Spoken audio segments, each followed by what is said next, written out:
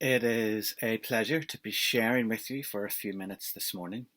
Part of me is apprehensive because the psalm I am sharing is not a happy psalm. It is not an ancient writing that I go to when I need a sense of being built up and encouraged. This is not a happy spiritual go-to place for joy. Actually, it's the opposite for me. So maybe something deep within me speaks, hang on, we've had nearly 3 months of this strange new world. We have read the Psalms of pain. We have noted the times that Scripture addresses our troubles. We have already sat in silence at the horror of it all. We have maybe read from Job, from the doom and gloom of the judgment of the prophets. In fact, some have used some of those writings to hint that God might be punishing us. I do not subscribe to any theology that has a punitive God in the midst of it. It seems for me to just run up too much against grace. I digress. I have trouble with just bringing trouble from the text once again. So these are tough words from the Psalms, from Psalm 88. But they are honest words. They are words that come from the heart of a writer. And they are asking God, where are you? What is going on here? What is happening in my life, and why is my life looking like this? Why does everything around me seem dark? I'm going to read some of them in a second, just selected verses, because it is a long psalm. I will leave you to sit with it. But note that I'm choosing to sit with the words as they come to me. I'm not diving into an interpretation, which you can do with this psalm in particular, because the words are actually connected to the Sons of Korah and the episode where the whole family are brutally punished for an act of disobedience while the people of Israel are crossing the desert. That's a whole other sermon. But this is an invitation. This is an invitation to sit with the text as it is.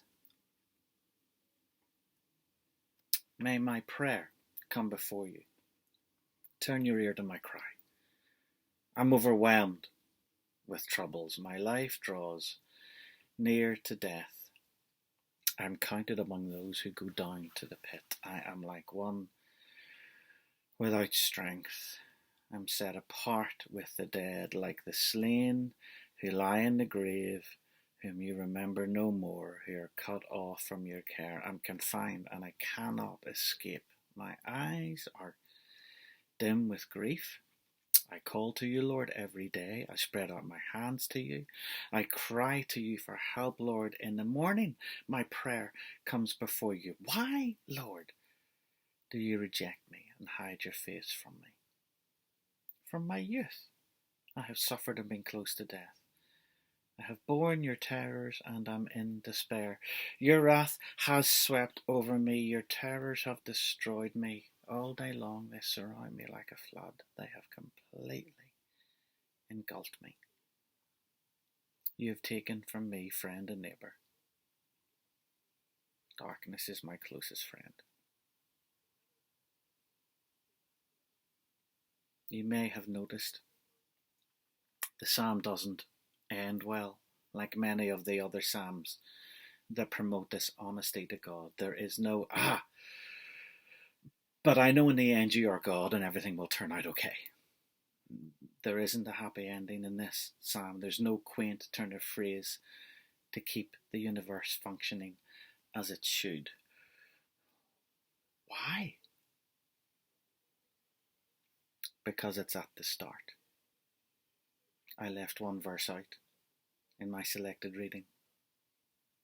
Listen to the first verse. Lord, you are the God who saves me. Day and night I cry out to you.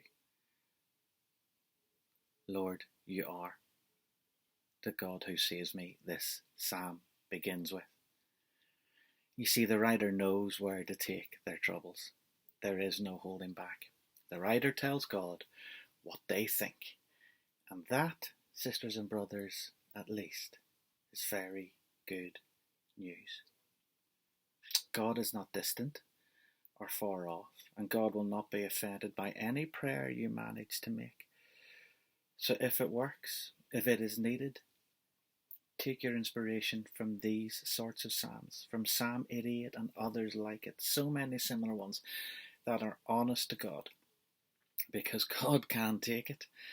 I remember several years ago a student, and she was just upset, she was just unhappy, and we talked a few times over a period of time, and then I asked her, well, have you ever tried telling God about how you feel? And she was like, oh, almost, I feel bad enough already. But I invited her to actually go and find space and quiet, maybe even use the Psalms like this one, and tell God what she thought. She came back to me a few days later, and she just looked different. I asked her what's happened, and she went, I told him, and it worked. I went, what? She said, I told God what you told me to do. I found some space, I found some quiet, and I told God what I thought. And I said, well, what happened? And she went, nothing. But he didn't go away. He didn't turn his back. And she told me she knew at that point that God listened. And God could take it. It's helped me in these weeks. Maybe it'll help you as well. Use this psalm. Use your own words. God can take it. Peace to you.